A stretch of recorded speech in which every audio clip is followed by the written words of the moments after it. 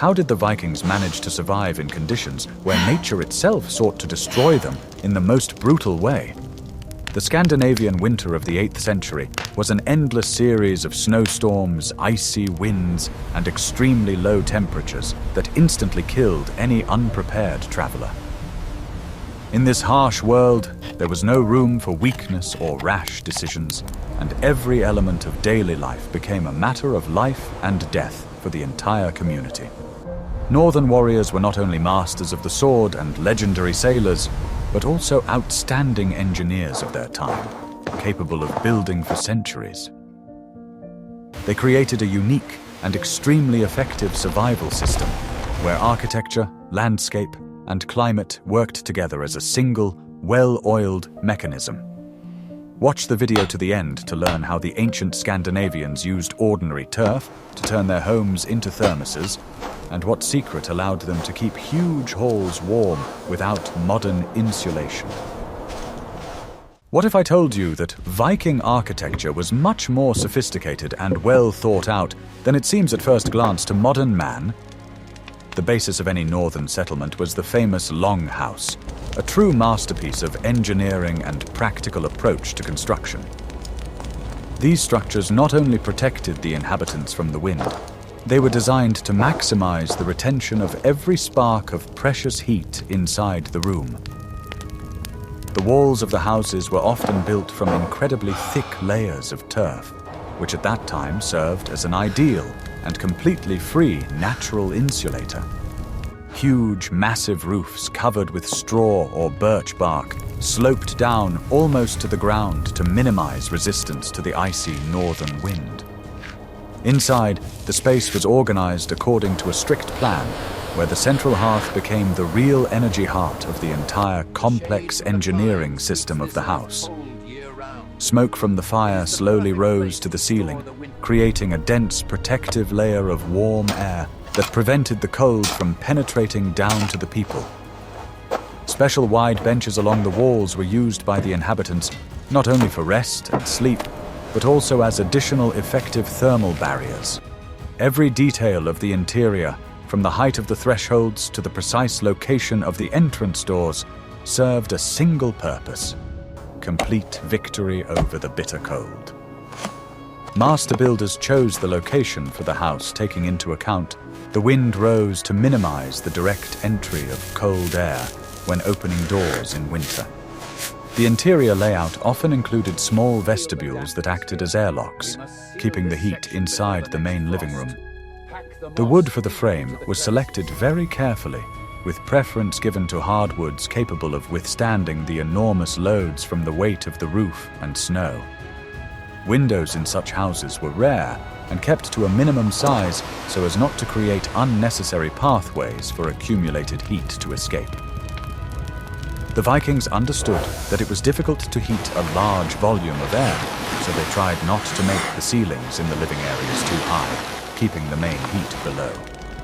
The use of organic materials in the walls allowed the house to literally breathe, regulating the humidity level naturally without human intervention. In winter, the walls could be additionally covered with snow, which created another powerful layer of insulation, turning the house into a real fortress. All these solutions were the result of centuries of observation and constant experimentation in the struggle for survival on the edge of the inhabited world. Do you think modern builders could replicate such remarkable energy efficiency using only the simplest natural materials without electricity? It is important to understand that the Vikings did not just build dwellings, they created an environment that was fully adapted to their physiological needs for warmth. Share your opinion in the comments on how relevant such construction principles are today, and be sure to subscribe to the channel. Your subscription will help us continue to release new videos about the amazing and forgotten technologies of ancient peoples and great civilizations of the past. Want to know the main secret of how the Vikings tricked the frozen ground itself and used its cold for their comfort? The construction of each new house began with a deep understanding of how the soil physically interacts with extreme cold and accumulated heat. The Vikings often deliberately lowered the floor of their living quarters significantly below ground level, using the natural warmth of the soil.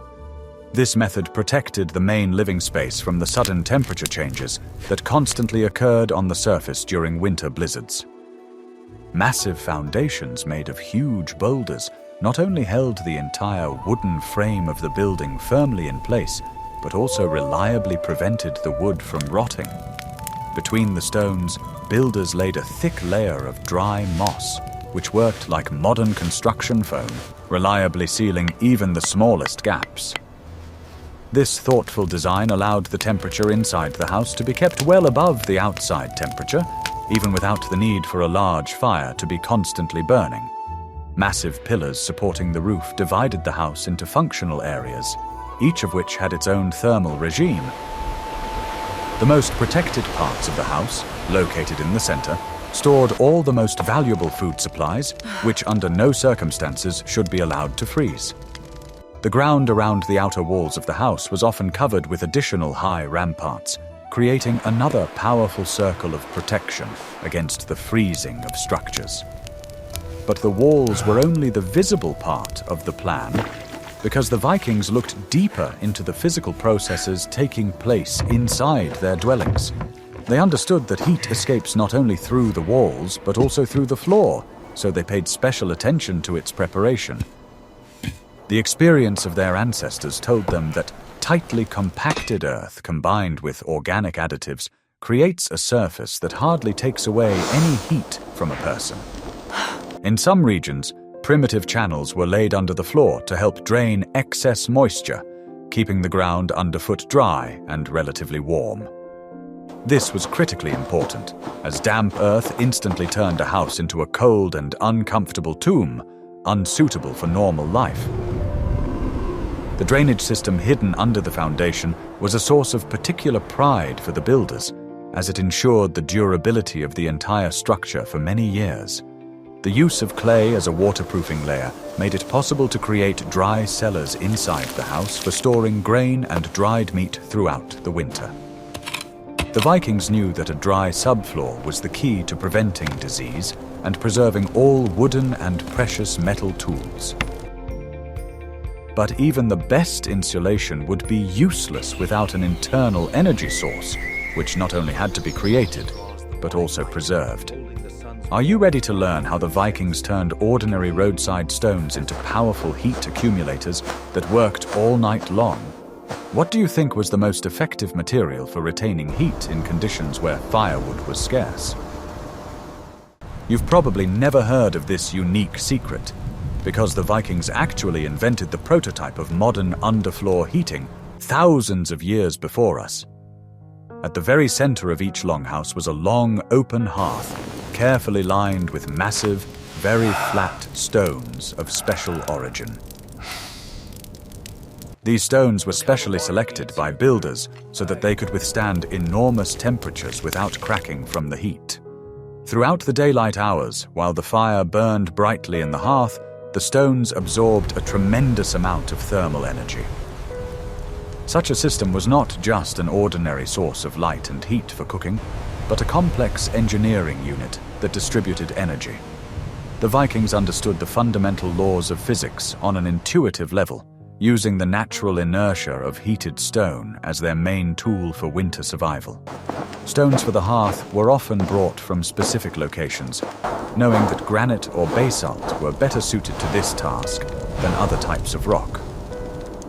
Interestingly, the location of the hearth allowed the heat to rise and spread evenly to the edges of the roof, where people slept on their raised platforms. Every evening, the stones were checked for cracks, as a damaged stone lost its magical properties of retaining heat throughout the night. This was a daily routine on which the lives of the entire extended family gathered under the arches of one long house depended. Sometimes additional layers of clay were laid under the stones of the hearth so that the heat would not escape into the ground, but would be reflected back into the living quarters. The Vikings also noticed that the shape of the stones affected how quickly they cooled, and preferred large, rounded boulders with a large mass. This allowed them to create the effect of a Russian stove long before its widespread use, ensuring a stable microclimate in the house throughout the season. Hearthmasters were valued in the community on a par with blacksmiths, as the ability to stack stones correctly was a critical skill for the tribe's survival. In some houses, the hearth could reach 5 meters in length, turning into a real heat highway around which all life revolved. Here, people not only warmed themselves, but also dried their clothes, repaired nets, and passed legends from generation to generation to the quiet crackling of the coals. Like this, if you think that such ancient ingenuity and deep knowledge of the natural properties of materials deserve sincere respect today. It is very important for us to see your support in order to understand which topics are most interesting to our audience in the context of historical reviews. Your activity under the video helps promote quality content and share knowledge about the great achievements of our distant ancestors. What you are about to learn will surely change your perception of the supposed primitiveness and simplicity of ancient Scandinavian buildings of that period. The roofs of the legendary longhouses of the Vikings had a characteristic, slightly curved shape, which strongly resembled the inverted hull of a warship, a draka. This was not simply an aesthetic decision, or a tribute to the maritime traditions of the Scandinavians, as many modern tourists and history buffs often think. This unique shape provided ideal aerodynamic streamlining, allowing the strongest storm winds to simply slide off the smooth surface of the house unhindered. The builders chose the slope of the roof so that excess snow would slide down on its own without creating a critical destructive load on the frame. Heavy wooden beams were joined together without using a single metal nail, using only complex systems of grooves and wooden dowels. This allowed the entire structure to breathe and move slightly during sudden temperature changes or strong vibrations from gusts of wind. The flexibility of the structure made it incredibly resistant to external influences, allowing long houses to stand for centuries without serious damage. The Vikings also used birch bark as a substrate under the turf, which provided perfect sealing and protected the wood from constant dampness.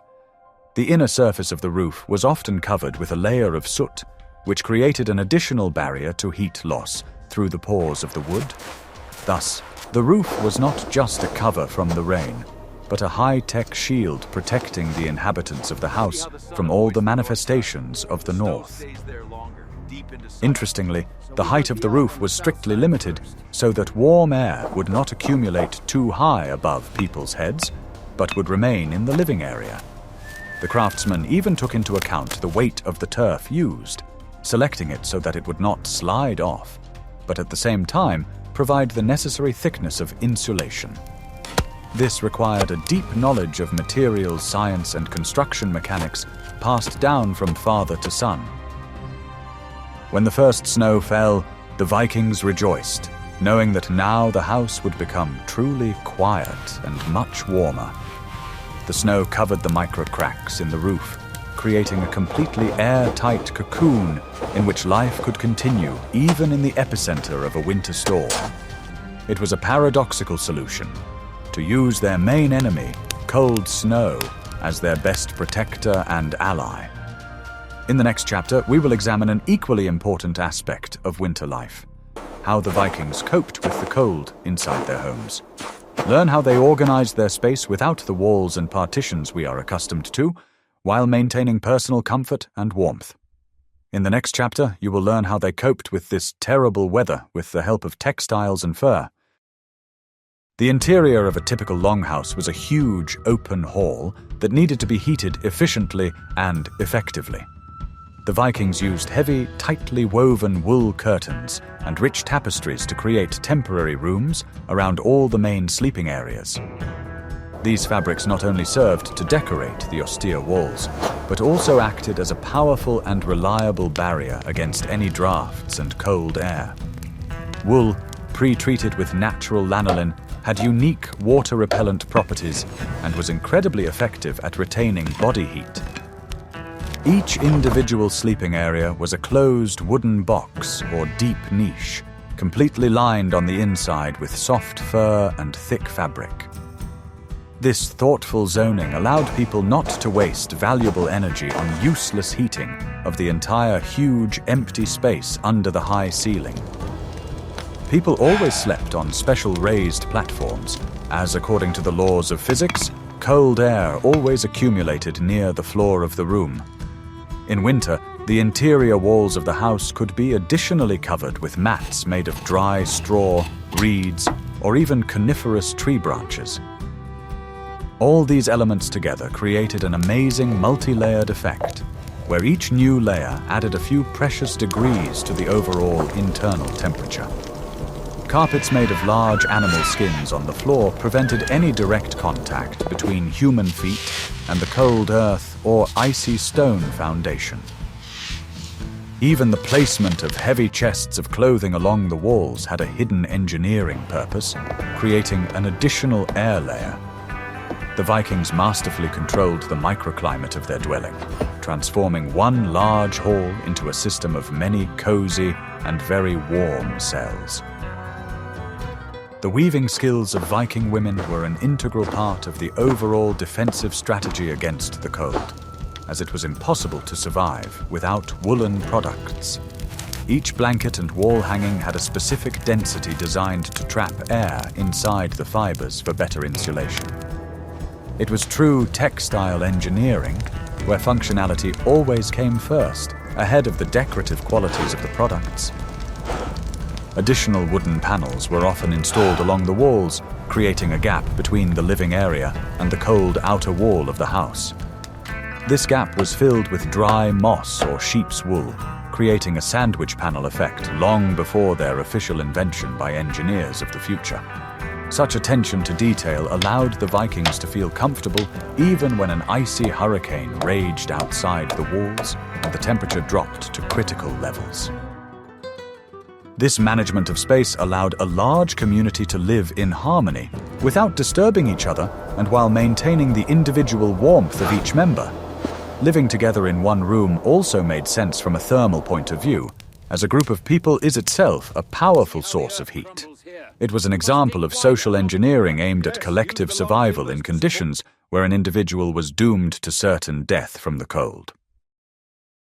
Ready to learn about the technology that protected the Vikings from the most insidious and invisible threat of any northern winter, constant and penetrating dampness?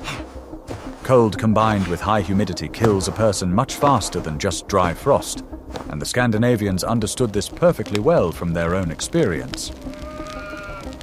To reliably protect their homes, they used birch bark, which they carefully laid in multiple layers under a massive turf roof. Birch bark is an almost perfect natural waterproofing material that does not rot for centuries and completely prevents moisture from entering living spaces. The exterior walls of the houses were carefully coated with a special thick mixture of clay, manure, and straw, which became as hard as stone after drying. This durable protective layer sealed absolutely all the smallest cracks between the logs or stones, preventing the ingress of moist sea air and wind. Deep drainage ditches were dug around each house to effectively drain meltwater during any sudden winter thaws. Inside the house, the floor was often sprinkled with fresh wood shavings or fragrant pine needles, which quickly absorbed all excess moisture. Birch bark sheets were often sewn together or laid overlapping to ensure no leaks even during the most prolonged autumn rains. The subfloor of the house was always kept dry using layers of stones and sand, which acted as a natural filter and drainage system. The Vikings also used coniferous tree resin to treat the most vulnerable parts of the frame that were in contact with the ground or damp turf. It was important to monitor the condition of the clay plaster, as any cracks in it could cause serious heat loss during the winter. Every year before the onset of cold weather, The walls were inspected and repaired so that the house was fully prepared to withstand the harsh northern climate. This was preventive work, comparable to preparing a modern ship for a long and dangerous voyage in icy waters. The ventilation openings in the roof had special dampers that could be adjusted depending on the direction and strength of the wind outside. This allowed them to maintain an ideal microclimate inside, getting rid of excess moisture without losing the heat accumulated during the day from the hearth. The Vikings were true experts in airflow management, which allowed them to stay healthy and cheerful throughout the long winter. In the next chapter, we will discuss an equally important detail: how these fierce northern warriors solved the problem of quality lighting in the conditions of endless polar night. In the next chapter, you will learn how they coped with the darkness without wasting the excess heat of their homes. The long polar night in Scandinavia lasts for months, and the issue of quality lighting was inextricably linked to the overall issue of survival and heat conservation. The Vikings used special portable and stationary lamps powered by seal or whale fat, which provided a very long and stable flame. These lamps were skillfully crafted from stone, bone, or ceramics, and could burn continuously for many hours, giving off noticeable heat. Marine animal fat was an incredibly calorific fuel that hardly froze even in the most severe sub-zero temperatures outside. The lamps were always placed near the main work areas, where women spun or wove throughout the long winter months. For northerners, the fire in these lamps was not only an important source of light, but also a sacred symbol of life, which they maintained with particular care. The use of fat from hunted marine mammals was the pinnacle of rational and careful use of all available natural resources in the harsh conditions of the north. Without this light, life in the polar night would have been paralyzed, turning warriors into hostages of eternal darkness and cold. Fat lamps had a simple but reliable design that allowed fuel to be easily refilled without the risk of extinguishing the wick during the process. The Vikings knew that different fats produced different flame intensities and preferred whale fat for the most important ceremonial gatherings in the main hall. The smell of burning fat was a familiar companion on winter evenings, creating a specific but cozy atmosphere in every Scandinavian home. Saving resources was key, so lamps were extinguished as soon as work was finished, leaving only a single light burning in the center of the hall by the hearth. Rationality in everything, from building walls to using every last drop of fat, made the Vikings the most successful civilization of the northern latitudes of their time. Their light burned brightly, even when the rest of the world seemed to be plunged into primitive darkness and uncertainty about the future. The harsh winter was the time when the Vikings were particularly active and productive in blacksmithing and professionally repairing all their equipment. Forges were always located in separate buildings, specially designed to allow safe working with extremely high temperatures inside. Engineers of that time created unique bellows systems that allowed them to maintain incredible heat in the furnace, even in the most severe and frosty cold. The walls of the forge were usually built of massive stone to effectively accumulate heat from the furnace and reliably protect the craftsman from the outside cold. The Vikings were skilled at smelting high-quality iron from ordinary bog ore using charcoal that they had prepared in advance during the summer. The complex process of quenching red-hot metal in ice water required special expertise from the blacksmith, as the temperature difference at that moment was simply enormous. Blacksmiths used the free cold season to create their famous swords and axes, for which they were renowned throughout the civilized world at that time. Winter metal production allowed the community to fully prepare for spring campaigns and profitable trading expeditions to distant southern countries. Working with metal required a constant supply of oxygen, so the forges had a well-designed ventilation system that did not cool the room instantly. Blacksmiths knew the secrets of carbonizing iron, creating steel edges that remained sharp even after colliding with the enemy's sturdy shield or chainmail. It was a time of experimentation, when the silence of winter nights gave birth to new shapes of arrowheads and lighter but stronger blades for battle axes. Metal behaves differently in the cold season, and Scandinavian craftsmen knew how to use this property to obtain a more uniform and higher quality steel structure. It was a real science, based on thousands of trials and errors, recorded in the traditions and legends of the northern peoples. The forge was not only a workshop, but also a place of power, where a man literally forged his own destiny and that of his people among the icy mountains. The survival of the Vikings during the winter months would have been impossible without effective and fast means of transportation across deep snow and treacherous ice. The Vikings were recognized masters in the manufacture of skis and special sleds, which allowed them to easily cover vast distances across rough terrain. Skis were most often made of sturdy ash or pine and were always lined with moose fur on the bottom for better gliding and to prevent slipping. The sleds had a unique engineering design of runners that allowed them to avoid sinking even in the loosest and freshly fallen snow in the forest. During this period, horses were shod with special spikes that provided the animals with reliable and confident traction on icy, steep slopes and frozen lakes. Waterways continued to be used even in winter, when frozen rivers instantly turned into ideal, smooth ice roads for caravans. Heavy loads were transported on massive cargo sleds that could easily carry hundreds of kilograms of prey, valuable fuel, or necessary provisions. Mobility in winter gave the Vikings a tremendous strategic advantage over any enemies who were not as well adapted to the north. Viking skis were often of different lengths, one short for pushing off, the other long for gliding, which allowed them to reach high speeds on flat sections of the route. This asymmetrical design was the result of long observations of the efficiency of human movement on snow.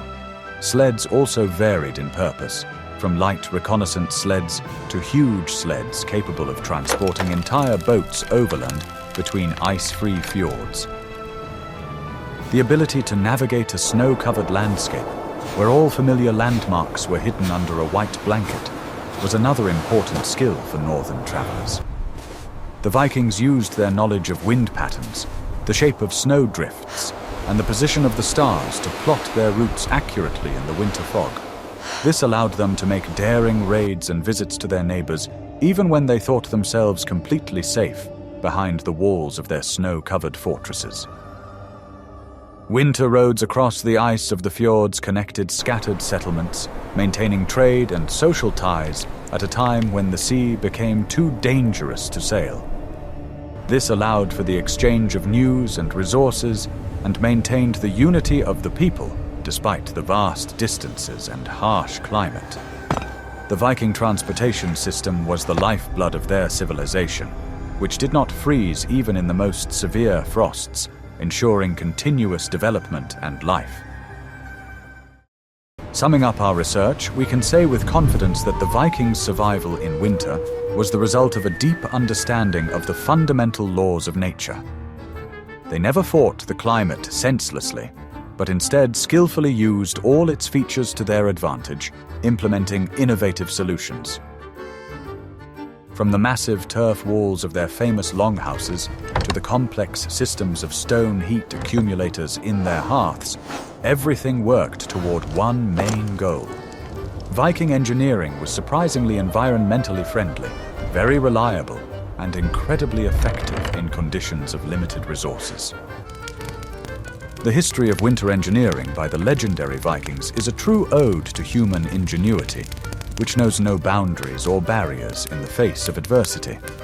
They left us a legacy that teaches us not to give up in the face of the elements, but to look for ways to coexist with them, using every available resource to maximum effect. The Vikings were not just warriors, they were great builders of their own destiny, creating a unique civilization on the very edge of the inhabited world. Their longhouses have long since turned to dust, but the principles on which they were based remain relevant and inspiring to all of us to this day. Modern passive heating and green architecture systems draw much of their inspiration from the very principles that the Vikings applied more than 1,000 years ago. The use of thermal mass, natural ventilation, and multi-layer insulation were all part of the arsenal of early medieval northern engineers. This proves that progress is not always linked to the use of electricity or complex alloys. Sometimes it lies in a perfect understanding of the environment. The legacy of northern engineers remains an important part of global technological history, showing us the way to a harmonious and efficient existence in harmony with the planet. The Vikings have forever inscribed their names in history, not only with the blood of battle, but also with the wisdom of their buildings, which have kept their children warm for centuries. Did you enjoy our detailed dive into the world of the Vikings' hidden winter engineering that helped them overcome the Arctic cold? Perhaps some of these time-tested ancient methods seem quite applicable to modern suburban life today. Please write in the comments what other technologies or tricks of ancient peoples you would like to learn more about in our future episodes. We always read your suggestions very carefully and try to choose only the most exciting and unique topics for our content.